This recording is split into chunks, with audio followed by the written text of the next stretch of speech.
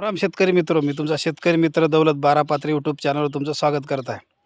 शेतकरी मित्रो, सकाळी सकाळी माणसाला 7 वाजता थंडीमध्ये पाईप बदलणं जरासं अवघड जाते. पण कसं आहे माहीत आहे का, मजबुरी राहते, करायला लागते. हे पहा आत्ताच बदलली मी. पहिल्यांदा वाटलं खरमुरे भेटले चांगलेच पायाला. पहिल्यांदा खूप थंडी वाटली. पण काय नाही वाटलं, एकदा घुसलं की काय नाही, ते जसं जसं माणसाला थंड थंड लागेल तसं तसं पायाला आनंद मिळते. बस आनंदात माणूस बदलते. एकदा कसं आहे, करायचं तयारी ठेवावी लागते. एकदा हिंमत करायची, काय करायचं ते ठेवायची तयारी, बस चालू करायचं. केवढी थंडी राहो, काय राहो, माणूस विचारच करणं एकदा घुसलं की बदलायचंच करते. त्यामुळं म्हणतो थंडी-फिंडी गिनता येत नाही. आणि आपल्यापेक्षा, शेतकऱ्यापेक्षा परिस्थिती काही जणांची लई बेकार आहे. जे रोडवर राहतात, रस्त्यावर राहतात, त्याला उद्या चिंता आहे. पण आपल्याला काय चिंता आहे, आपल्याला माहीत आहे, टाकलं तर येतेच. करत राहायचं.